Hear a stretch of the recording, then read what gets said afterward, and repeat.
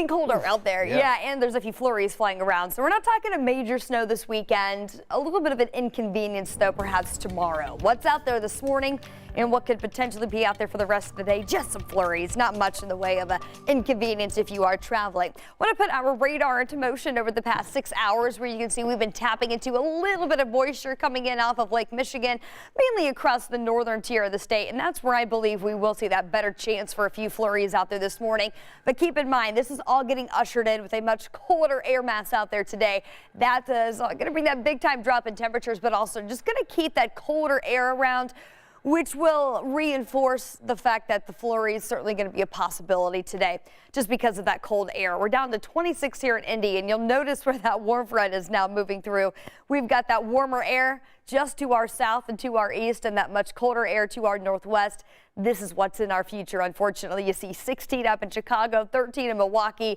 That colder air is what's working its way in our direction, which is why our temperature is significantly colder than where we were 24 hours ago. We're down by 16 degrees in Lafayette, 16 degrees colder in Greencastle, and down by 12 here in Indy. And that puts our temperature right now in the mid-20s. I anticipate the temperature to continue to drop here as we go through the morning and even into the early afternoon, down to the lower 20s. And then we just really don't recover much into the afternoon. We'll keep that mostly cloudy sky and then a temperature back around 24 later on today. So really not expecting much of a warming trend. That cold northwest wind is really going to win out for us today. And as far as the snow chances go, this is our future track, going to take us through about 5 p.m. Still going to tap into a little bit of that moisture in the atmosphere with the cloud cover that lingers. Combination of the cloud cover and colder temps means flurries are certainly going to be a possibility. Now, as we get deeper into the evening tonight, this is around midnight, the sky is gradually going to clear a bit. That's as we get into our Sunday. So noticing this change here as we get into the second half of our weekend. Clearing skies overnight tonight means that temperature is really going to drop back off. Most of us are going to be in the teens. We're even looking at low temperatures approaching that 10-degree mark here in Indy.